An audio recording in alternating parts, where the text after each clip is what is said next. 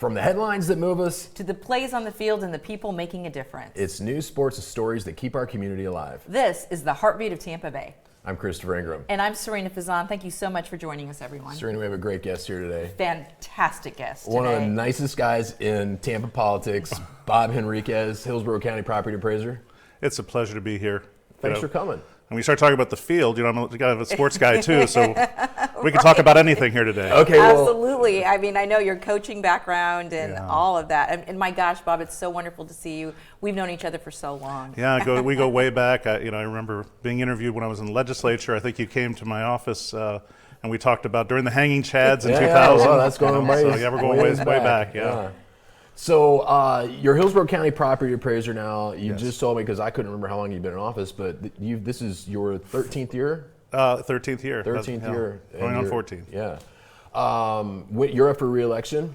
That always in the presidential year, right, so that would be in 2 more years. Yeah. But there might be some other things in your cards, so we'll get to that in a few minutes. I was going to say, you're like going straight for the jugular here. Right, I just want to go right to it. But no, let's talk about being the property appraiser. You probably get a lot of misguided constituents who blame you for their property taxes, but you have nothing to do with that, right? Well, I have something to do with it. So I always like to say that it's important to know what the property appraiser does, whether it be my counterpart Mike Twitty over here in Pinellas or in Tampa myself, or at Hillsborough myself, or any of the other 65 counties. It's important to know what we do, but it's probably just as important to know what we don't do. So literally our charge is to value all the property in our county, about 570,000 properties in Hillsborough, for the purpose of property taxes, and then evaluate any exemptions that people may qualify for, like homestead exemption. And that really is our job. From that point forward, then we pass all that information of what value is out there, and of course values have been rising a great deal since I took office back in 13. And then the taxing authorities, City of Tampa, Hillsborough County in our case, over here will be City of St. Pete. There's a lot more taxing authorities over here. They're going to set the tax rates or the millage rate that ultimately ends up being the taxes at the end of the day. So we have part of that process. But we don't raise or lower taxes directly, and that's important for folks to know, right? Yeah. It's almost on a daily basis. I'll walk into a restaurant or coffee shop and say, "Hey, Coach, it's good to see you. I sent you a check." No, you sent the check to the tax collector, which Nancy hates when I say this, but they write badly about her in the Bible, not me. But yeah, we're all part of that process. Yeah. Well, it's a huge undertaking. I mean, 570,000, is that what we said, properties in Hillsborough County? Yes, there is. That is an enormous number. And I'm very proud of what we've done in my time in office, because we have taken office that was 134 employees when I took office. We have 84 now. Wow, downsized. We'll cut the budget again this year for the 5th time. We've really found ways to, I had this saying to rethink, reinvent, and reinvigorate the office, which it's cute, but I'd like to say I came up with it. I stole it off a bar of soap, but truthfully, but we really have. I mean, we've come up with smart public-private partnerships. We've found ways to cross-train and utilize technology. Those are the kind of things that government should be doing. Period. And so I'm very proud of what we've done. Well, and kudos to you for cutting the budget. Like that never happens in government. Right. It doesn't seem like it does. That leads me to ask you, I was thinking about things I want to ask you before you got here today. And one of the questions was, do you think it's disingenuous for elected officials all across the state of Florida? We're not picking on anybody in Tampa or Hillsborough or Pinellas or anything, but just we get a lot of elected officials in our state who will claim we didn't raise your property taxes, but you're actually paying more in property taxes because of those valuation changes, right? So the question is that disingenuous?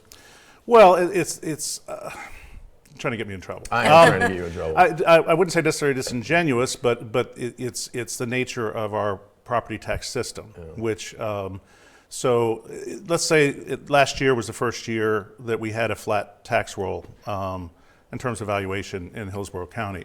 And so if you're a homesteaded property owner and your taxable, your assessed value is capped at either 3% or can only go up of 3% or inflation, whichever is less, there's a thing called recapture. So although the value stayed the same or maybe even gone down some, you may still have paid that whatever inflation was, 2.8% or 3% last year. And so the law says that the taxing authorities have to consider what's called the rollback rate. The rollback rate is the tax rate by which they would accrue the same amount of revenue as they did the previous year. They don't tend to do that. And so values go up, so commensurate taxes do go up. The other thing that people don't really realize sometimes, when you look at your tax bill, and this is important for folks to know, there's the real estate portion of your taxes, but there's also all these other things, these other fees and taxes that are put on top by the taxing authorities, like stormwater fees and garbage fees and other things like that. Right, and some of those and some of those things can go up, and you won't even know necessarily they're going up. So that's important too, to realize there's two different factors as far as that goes. And to pay attention to that for Yes, sure. yes. And so clearly, Bob, also there's a lot happening right now in Tallahassee. Can you just break it down for? I get asked so many questions all the time because I think a lot of people are also very confused by what's happening. Well, and I think this goes back to Chris' question originally, is that values have gone up precipitously over the past few years, and as a result, taxes have gone up, particularly for folks that have bought within, say, the last 5 years or so, and new arrivals. For long-time residents that were homesteaded, they've seen their taxes have gone up, but largely they've been capped, so they're not feeling it quite as much. This whole issue it's not just in Florida. This is kind of a national trend of talking about property taxes, elimination of property taxes, or changing property tax systems around the country. It really started with the governor, and he came up with this idea that he threw out. Specifically, for our viewers who are not informed, we're talking about the repeal, effectively, of Right. an amendment Yes. that would Right. get rid of ad valorem property taxes, with the exception of on schools. Right, and it started really with he threw out the idea of doing away with property taxes altogether, which is in the neighborhood of $60 billion of revenue annually around the state. That then sort of, as time went on, I think they realized that was a big number, and it's kind of morphed itself into talking about just doing away with homesteaded property tax as we know it. And that's still, a fairly big number. And I would say, remember, anything that we're talking about has to go to the ballot and be passed by 60% or more. And so I having spoken to a lot of legislators, there's certainly an appetite to do something, almost as though now there's an expectation for them to put something on the ballot, but they're really wrestling with how complicated this system is. And remember, we only really have two large revenue sources in the state of Florida, with sales tax and property taxes. And they really don't want to talk about any kind of revenue replacement. And so I guess at some point we'll see. From what I'm hearing, I've heard everything from there were 6 different, I think, ideas that came out of the select committee in the House. The Senate really kind of sat back and put on their powder blue UN hat and said, we'll see, wait and see. I don't think anything specific has come out of the governor's office yet. There is a special session teed up. They didn't really come to an agreement during the regular session. They did pass in the House. Originally, what came to the floor was House Joint Resolution 203, which would have phased in the doing away of homesteaded property taxes over the course of 10 years. They changed that on the floor. They did a strike all amendment and made it do it away with it altogether. I think it was more of a statement than really realistic. That didn't go anywhere in the Senate, so that kind of died. I've heard everything that they may bring that back, some kind of a phase in of doing away with homesteaded property. I will tell you that if you did away with homesteaded property taxes in the Hillsborough County altogether in the first year, that would take effect right now. Under last year's tax roll, would be about $800 million of revenue. Wow. If you did the 10 years, it's still $80 million. Wow. And so it's significant, and I think they're still kind of wrestling with how they do that. And then, the backside is that does there have to be revenue replacement? Does there have to do you then what happens to the other? Because then you're still going to have renters, non-homesteaded property, commercial properties, other folks like that are still going to be taxable. So it's complicated. And I will tell you that I have had, and to their credit, legislators have reached out, and I've had a great deal of conversation with them. I put forward some other ideas that I think are feasible as well. And ultimately, if it's a spending issue, let's get to that. Instead of now it's popular. It's a popular notion. But quite frankly, our folks are probably just as interested in doing something about insurance as they are property taxes. So we'll see what happens. Well, you make a good point about we're not talking about what are we going to do to replace this, right? But indirectly, it's going to fall on the backs of people who have non-homesteaded properties and businesses and renters, because the spending isn't just going to disappear when the tax revenue dries up. Unless you do something to actually rein in spending. And I have some ideas along those lines. Tell us what those are, because we talked well, last week. I think there's a proposal, and I think Georgia has talked about it. Mine is a little bit different, but ultimately, if it really is a spending issue, because you see it on both sides. So you see that the CFO is out there banging the drum about the wasteful spending that's out there, and I think that there's an argument to be made that you can find wasteful spending, in government or in our individual lives. Did I need to take my kids to get ice cream last night? I don't know, but it's subjective. Yeah, it's subjective.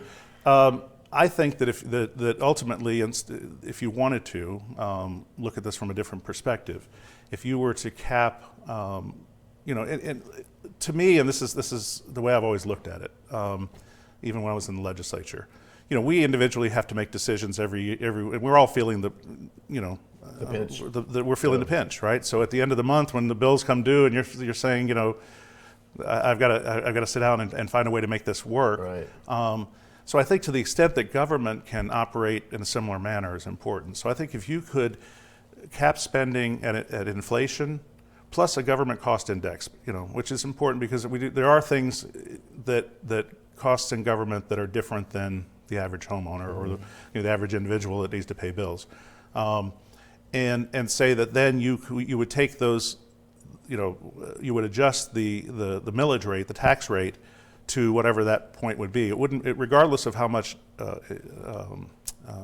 the value of property goes up. And you could either tie that directly, if you wanted to, just like they're doing now, just to homesteaded property, which would roughly give about the same amount of savings to the homesteaded property owners as they're talking about now, or you could spread it across, broad-based across all property types, and adjust the millage rate down. And then ultimately then the government would have to live within its means. So, over the course of time, you could still build in some opportunity in case you have a storm or you have a reason, and it would either be a super majority vote of county commission, city council, or something like that, or take it to the ballot, if you needed to exceed those spending limits. I think that probably is a better approach than kind of shortchanging yourself and then putting decision makers in the position of having to raise taxes or find other things. And again, some of those hidden things we talked about, we get nickeled and dimed everywhere we go, from parking to to red light cameras to you name it, that are out there that are revenue sources, communication taxes and utility taxes in the cities and those kinds of things. Those things will probably go up. They'll find other revenue sources unless you find a way. And frankly, we're setting ourselves up in local government by doing this, and then not having the really kind of sober, somber discussions of what happens going forward. And you don't want to kill the golden goose in the state of Florida because, so there's a balance here. And it's just difficult to have those kinds of conversations in the political realm, and they've almost kind of wrapped themselves into a pretzel here of we have to do something. Sometimes we know the I literally have had legislators tell me, I have to support it on the floor, but I'm not in favor of it at the ballot. Well, that's not true leadership. But that's what. Having been there, I understand how it works. It's the sausage, So if you had to predict, not knowing exactly what the language is going to be, but some form of property tax reform, like we've been talking about, on the ballot in November, what do you think? Will the people of Florida? I think if something comes out of the special session, it will be geared towards homesteaded property, because that's the biggest political bang for the buck, and ultimately the majority of voters are homesteaded property owners. Whether or not that's the right approach to overall property tax reform, I'm not sure, but that I think will be the case, and it'll have to be some kind of a phase in over the course of time. Because it's really complicated. There's 67 counties and we're all different. Right. And so you've got these small, fiscally constrained counties, a lot of them that have the vast majority of their property tax roll is made up of homesteaded property. Somebody told me the Villages has like 90-some% homestead. I don't know how they'll be able to paint that gazebo they all meet up at night. So it's complicated, and so and there's been talk. Well, we'll make those counties whole in the short term, but long term, what does that mean? So it's really complicated. So we'll see. But I think if there's something that goes to the ballot, that I think it'll probably be that. And then there's even talk that they may not come to any agreement, and they'll push it off to the the Constitutional Revision Commission and punt it. But I just think that politically right now there's such an expectation that something's going to happen. Okay, I'm not sure that you answered my question though. Okay. Do you think that the voters will approve property tax reform if on the ballot in November? I will tell you that if you look around what's happened around the country, and I think North Dakota had a ballot initiative to do away with property taxes and it failed. And I don't think North Dakota is some bastion of progressive thinking. So generally, it has a tough time at the ballot, these things. I mean, a few years ago, we had just an increase in the homestead exemption, and it failed at the ballot here. Something similar to that may have a better chance now because there's been so much talk about it. But there's polling all over the place that I think there was something that came out yesterday that I read that said, 3 out of 4 homesteaded property owners are for it. Well, that's part of it, but there's other voters out there, Right. as well. Right. And then I've seen other polling. And I think the governor's even said this, and some of the leadership in Tallahassee, that they, publicly, that right now they haven't come to an agreement on something that they think could get to 60%. So we'll see, because ultimately it's going to end up being a political campaign, and you're going to have A lot of interest. cities, counties, other Spending taxing money. authorities. The other thing is, remember, it's not just cities and counties. The taxing authorities in Hillsborough County, the Children's Board, Port Authority, Aviation Authority, Libraries. so all of those folks have the ability to add to, the tax rates or millage rates that ultimately end up being your tax bill. They all have a stake in this, and so it's going to be, hopefully we'll have a reasonable, rational discussion of this going forward. We'll see what happens. So complex. I mean, It is. It really is. such a complex issue. It is. And trying to stay on top of it as well. All right, Bob. Yes. The burning question. The Bucks draft. No? Well, actually, I got two. No, not the Bucks draft, but sports. I do want to get your thoughts on the Rays Stadium. Okay. All right. So let's do that, and then the big question that everyone's waiting for. Well, I think like with anything, everyone wants to, I'm a sports fan. If Coach. the World Tiddlywinks Championships on ESPN 16, I watch it. So Wait, do you watch curling? curling's a little bit of a stretch. Okay, good. But I have. Although that sort of seems like just a bunch of guys that get together, Reason to drink beer. drink beer. Yeah, it's sort of like the Olympics version of cornhole. But I think we all would like to see the Rays stay here in some form or fashion. I think that goes without saying. But ultimately, it's got to be the right deal. And again, we're talking about the possibility of property tax reform. The market is flat. Real estate market's flat. We're not seeing the kinds of increases in value that we've seen, or the increase in revenue. That could be cut short if something passes at the ballot. The economy, we still don't know. We have a war going on, and so there's a lot of unknowns out there. And so to be smart, I think that we need a deal that, I've had some discussions with the various folks that are involved in it. I think right now folks are kind of like, at first it was, because this new ownership group, I haven't had a chance to meet these guys, but everyone seems to, at least originally, there was sort of this honeymoon of these new guys, and they seem like they've got all these ideas. But Josh then as Wastall has a different opinion. well, I understand that, but once you kind of pull back the curtain and start looking at the numbers, it's going to be difficult. And I think that ultimately Rays are going to have to come a bit to get this thing done, and ultimately, it may not. Should taxpayer dollars be used to fund a stadium? Well, personally, I don't know that they should. But if you want to be a big league city, unfortunately, I don't know there's any place where somebody's walked in and Wayne Huizenga did it. That's a long time ago. Yeah, Christopher and I have such opposite views. I shouldn't say completely opposite views, but we. Again, if you can sell this idea that you're going to develop this 100-acre parcel, and that it's going to have this economic benefit in the future, the problem is that it's a fantasy project at this point, frankly, because. Okay, so you build the stadium. The other things that they're talking about that are going to create revenue, we don't know how long it's going to take. And remember, things don't go on the tax roll until they're substantially complete or really CO'd. And you have, and there's just, I think there's a finite amount of people moving here, people that are looking for luxury apartments, condos, and we have a number of those projects already going on in Hillsborough County. So what makes you think that Ybor Harbor, Gas Works, the next phase of Water Street, Midtown, these are all going on and still have other phases going on? Is it really going to be a brand new revenue source, or is it just going to shift what would have been the revenue sources from those others, or these others that already are permitted, already have entitlements, that it would go there first? Right. So it's kind of a dangerous game to I mean, and I kind of remember going back when we built Raymond James, and when the Glazers came in originally, and the plan was that they were going to build restaurants and things like that, and develop that parcel to a larger extent. And some of that was it was kind of an ancillary discussion back then. And of course, the cost of doing business back then and building stadiums was a heck of a lot less.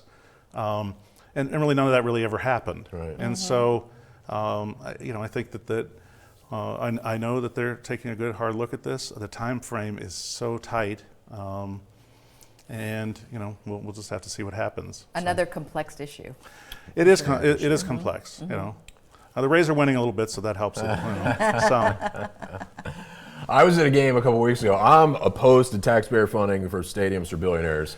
I hear all the arguments. So was the governor, but apparently he changed his mind. Well, money talks. Yeah. See, we don't have the same opinion of this, because I feel like strong sports teams do draw in a lot more tourists or a lot more people paying for things, and so it's again, it's a complex. You're not issue. Switzerland on this. I'm not issue. Switzerland on this. No, I think it's a balance, and ultimately, if it's going to work, let's be honest. Whether you're for it or not, if it's going to work, there's going to be taxpayer dollars in some form or fashion. It should be 50-50 or less. Less would be better. And I will tell you that the CIT tax should be completely off the table, because to me, when somebody goes to the ballot and they have an understanding of what they're voting for, and the understanding was that it was for a bunch of other things, not to go to a stadium, and when you're talking about $200 or $300 million in a $2 billion project, that money can be found, and elsewhere. So, I commend you for taking that strong stance on the CIT, because I think that that's lacking a lot of our politicians here locally that actually have a say on what's done with those funds. I appreciate that. All right, so the big burning question: the Bucks draft. The Bucks draft. No, you're just trying to dodge it. No, I'm not. You posted on your Facebook. Yeah, I did last week or 10 days ago or so that you are contemplating a run for mayor of the city of Tampa. Yes. Tell us about that. Well, I think Sarina knows. She asked me before I sat down. You're fifth generation, right? I'm a fifth generation native. My great grandfather was the last mayor of West Tampa. My grandmother's worked in cigar factories in Ybor City. My grandfather was a electoral reader and an actor and a umpire for the Tampa Smokers. I mean, my family homesteaded on Rocky Point. I mean, I'm as deeply entrenched and have as great a love for the city of Tampa as just about anybody. And so, organically, and this is not just something new. People have talked to me about this for a long time, going back a number of election cycles. And so I think, I know, and now I have a sixth generation of kids, and I really look at this as there's an opportunity here to be part of what, the tradition that I understand, what makes Tampa special, that I understand. And the fact that there's a sense that even for the folks, whether you've been here 5 generations or you unpacked your moving van 5 days ago, that if we're not careful, we'll lose that spirit and what it is that's Tampa. And so I've sort of come to the realization that I want to be part of that tradition to tomorrow. And so I think it's likely that I'll do it. I haven't. You want to announce right here? No, I'm not 100% there. And honestly, this is not. I'm not driven by. The ego of being named the title or anything else. Right. And I have to think deeply, and I have, about the effects on my family, and what that means. Once you're married, you're married just to your wife. You're married to the city. Right. And every child is your child. And it's a rough and tumble game, and this will be a rough and tumble thing. And there are folks involved that will there's a lot at stake. They want to fight, yeah. And so and power is a very addictive thing. So we've got to. I've had to think that through, but I think I'm close on that end. And then we just have to think it through. So I think that probably within the next few weeks, as I said, I'll put it to bed one way or the other. I'm fortunate. I'm blessed. I have a great job. I've had the opportunity to serve this community for a long time. It's probably the only other political thing that I have some interest in. Yeah. So we'll see Your what happens. family's behind you if you run for mayor? All but my 10-year-old, because she says I'll never see you. Aww. But she's coming around. So sweet. That's so She was sweet. like, "Well, if you were mayor, could I have gone to the BTS concert?" I said, "Well, I said I'd probably have to report it. I'm not sure if any of the others are reporting it, but no, I'm kidding with you. But no, I think they're on board. You could ride in the parade though. Well, we do parades now. We do parades, but you'll get towards you the get front towards row the seat in the front. parade, Yeah, yeah. get towards the front. So yeah, it's. But again, this is. It's something that intrigues me, that I have a passion about, because ultimately I think it's so important that going forward for the city of Tampa, we're going to continue to grow. But I think that the same things that we've applied to the property appraiser's office in terms of rethinking, reinventing, and reinvigorating the office. The things we talked about, I think that can be brought to the city of Tampa. What would the first thing you do as mayor be? The first thing I do, after I yelped? No. I think the first thing I would do is put together a transition team that would look at the city and the way the city operates, to do exactly that. I would be coming sort of an insurgent campaign. I'm not from within necessarily, to see if there's ways that we can rein in the spending or prioritize the spending. There's folks, really there are neighborhoods within the city of Tampa. It's like time stood still. They haven't felt the prosperity. Traffic is a huge concern. Transportation, obviously, I don't think that just saying, well, we'll just put the all for transportation back on the ballot. It's not as simple as that. And frankly, people have ballot tax initiatives.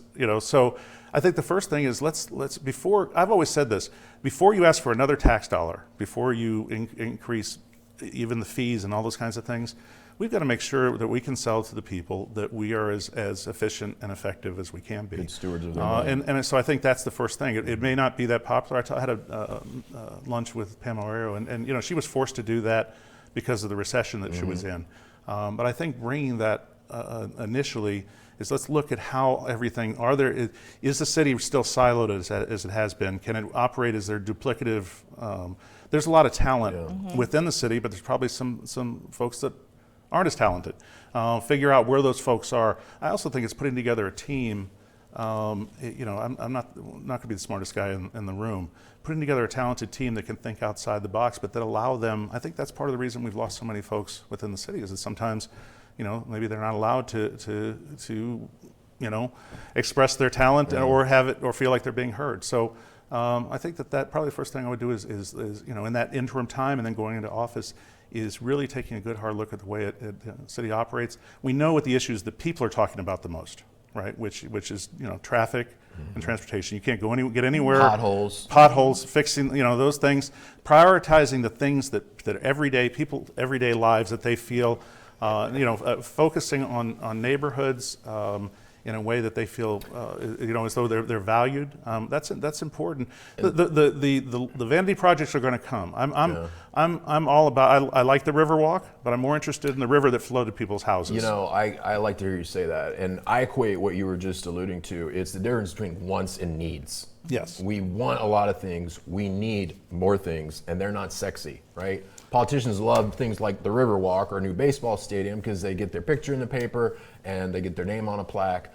Fixing potholes, there's nothing sexy If I about can, it. it's blocking and tackling. Yeah, exactly. I'm a coach. It really is. It's the fundamentals. And if we can get back to that, and it's still, we understand we have to continue to grow. And there's a lot teed up out there, but not. At the forsaking the things that are most important. Again, I think we need to get back to people what affects them in their everyday life right now, and people are looking for that. And I think they're also looking for a different approach and a different viewpoint, recognizing what's been accomplished by the folks that have gone before. I have the one thing in this, Chris, and you're pushing me closer and closer to this, is that I have great respect. Bob Buckhorn introduced me at my original kickoff in 1997 to run for the State House. I'm very close to them. Anna Cruz, Jane's partner, ran my campaign, and I coached Nikki, her brother. I mean, I'm close to everybody involved. There's no personal thing here. Yeah. Now it may become that way, not from my perspective, but that's just unfortunately the way. Politics. The other.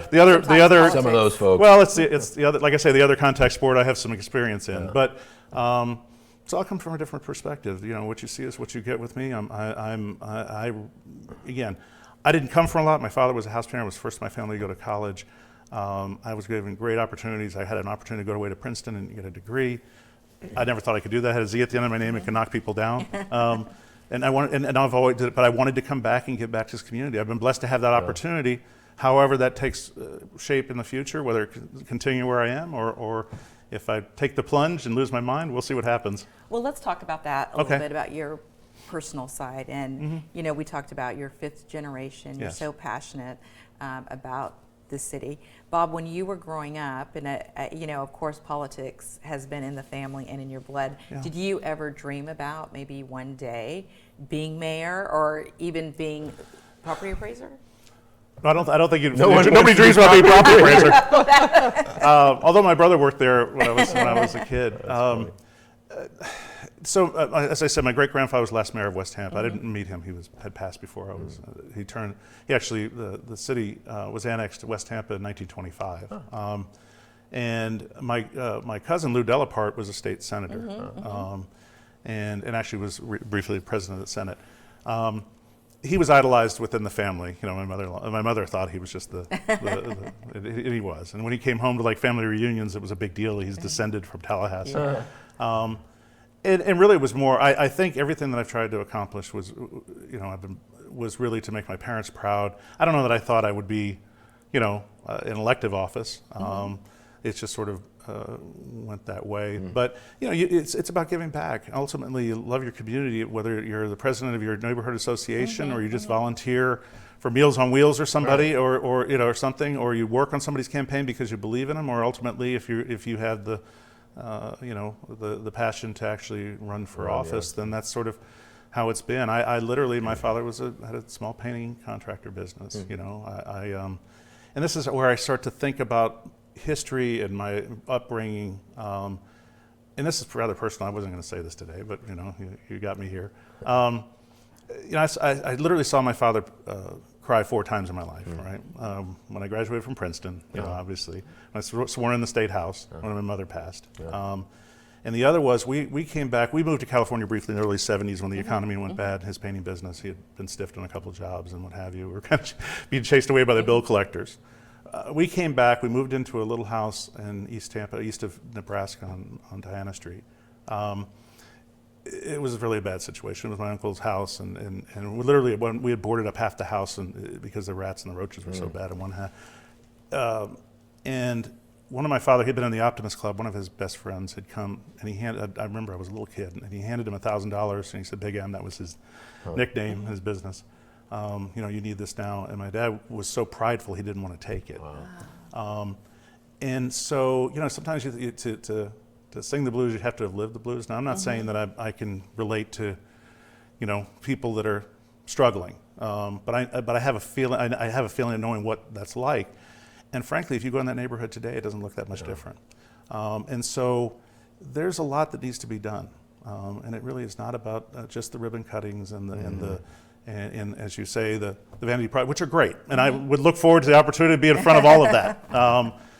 But it really just fix the potholes first. Well, that too. Gee whiz, I was talking to Guido Saturday because they're still trying to get a Havana, which I'm driving down to McFarland Park. It's horrible. It's like a third world country. He says it's finally going to get done, but we'll see what happens. So, but as you also, the big thing is, as my mother used to say to me, you can't have a champagne dream with a beer pocketbook, right? And I think that's part of what we've had, and we've been fortunate to be able to do some of those things. But we've got to take a step back and kind of reset and resize and right size Tampa government, and see what the priorities are going forward. You sure you don't want to announce? Because Sarina's thinking about running, you know. Yeah, good. Okay. I'll make her vice mayor. Yeah, there you go. You heard it here. You only get to go to funerals, though. I don't even think we have a vice mayor, but we should. Okay, appreciate you being here today. It's my pleasure. I have one really tough question for you. Okay. That I haven't already asked. That might get you in trouble. Mm-hmm. But given your heritage, Tampa, 5 generations, Cuban, where's the best place, in your opinion, to get a Cuban sandwich in Hillsborough County? Oh, that will definitely get me in I trouble. knew it was going to get you in trouble. Golly. It depends. I probably depends traditional. You know, like me, I'm going to leave the lechuga and the tomate off of it, right? You don't. That's not traditional. Even mayonnaise isn't supposed to be on there. Right. I think the Columbia. Not that I'm trying to get Richard's endorsement, but See, it sounds like he's running. But his running. very close to the the mixto. That's a good one. There's a couple I want to try. That I heard that is it Liberty Barbecue is supposed to have a really good one. They do a barbecue one as well as a regular, and so does the Station House. It's tough to say. I don't know. I think I own stock in the new Alessi because we've been there every day. Oh my gosh, it's beautiful, isn't it? Yeah, it's really cool. It's really beautiful. So that's really good. I will tell you that as a native, it's tough when you're paying $8 for a Cuban sandwich or $12 for a devil crab. It's a problem. But I wrote a column for Campaigns and Elections magazine when the Republican convention was here in 2012, and one of the things I talked about was the Cuban sandwich, and I had a theory.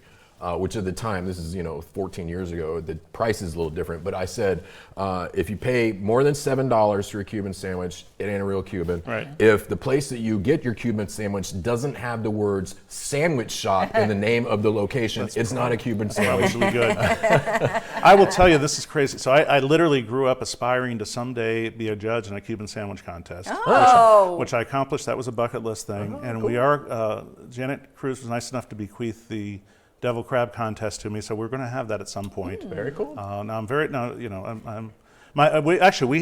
family had a Spanish restaurant at one time, so I'm kind of funny about my Tampa food, because you say Spanish food, it's a synchronization of all those things. Yeah. So we'll see. Stay tuned. I'll probably need judges for that. All right. Hey, we'll do it, right? Yeah, absolutely. Are you kidding? I mean, I don't eat to live. I live to eat. So I would fit that bill for sure.